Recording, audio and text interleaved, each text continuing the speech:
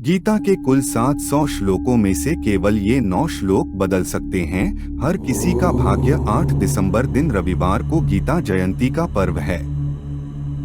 मार्गशीर्ष मास के शुक्ल पक्ष की एकादशी तिथि को हो भगवान श्री कृष्ण ने गीता का दिव्य ज्ञान कुल 700 श्लोकों के माध्यम से अर्जुन को दिया था।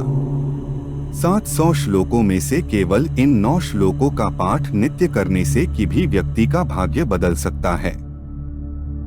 तो चलिए बिना टाइम वेस्ट करे आज के वीडियो स्टार्ट करते हैं।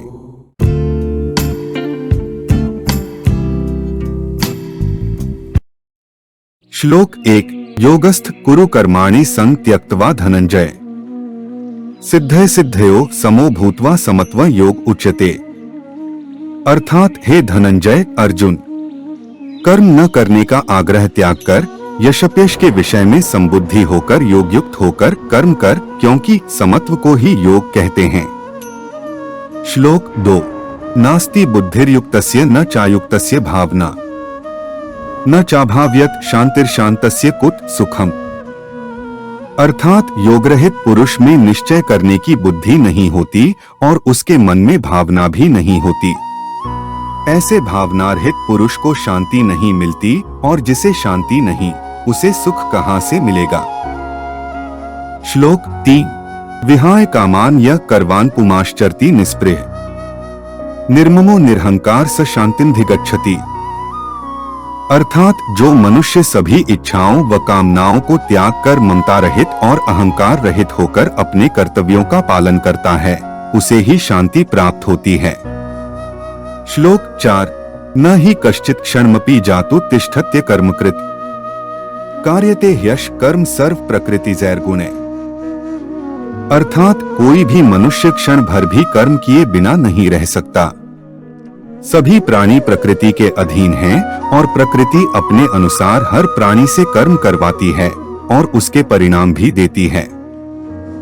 श्लोक 5 नेतं कुरु कर्म त्वं कर्म ज्यायो ह्यकर्मण शरीर यात्रापि चते न प्रसिद्धेत कर्मण।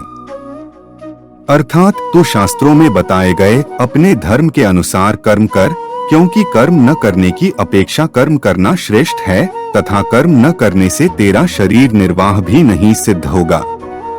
श्लोक 6 यद्यदाचरति श्रेष्ठस्तत्तदेवेत्रो जन स यत् प्रमाणम कुरुते लोकस्तदनुवर्तते।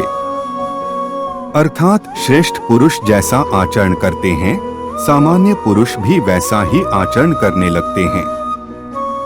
श्रेष्ठ पुरुष जिस कर्म को करता है उसी को आदर्श मानकर लोग उसका अनुसरण करते हैं। श्लोक 7 न बुद्धिभेदम जनेद ज्ञाना कर्म संगिना जोषेत सर्व कर्माणि विद्वानयुक्त समाचरण। अर्थात ज्ञानी पुरुष को चाहिए कि कर्मों में आसक्ति वाले अज्ञानियों की बुद्धि में भ्रम अर्थात कर्मों में अश्रद्धा उत्पन्न न करे, किंतु स्वयं परमात्मा के स्वरूप में स्थित हुआ और सब कर्मों को अच्छी प्रकार करता हुआ उनसे भी वैसे ही करावे। श्लोक 8 ये यथा मा प्रपद्यन्ते तांस्तथैव भजाम्यहम् मम वर्तमानुवर्तन्ते मनुष्या पार्थ सर्वश। अर्थात हे अर्जुन, जो मनुष्य मुझे जिस प्रकार भजता है यानी जिस इच्छा से मेरा स्मरण करता है उसी के अनुरूप मैं उसे फल प्रदान करता हूँ। सभी लोग सब प्रकार से मेरे ही मार्ग का अनुसरण करते हैं।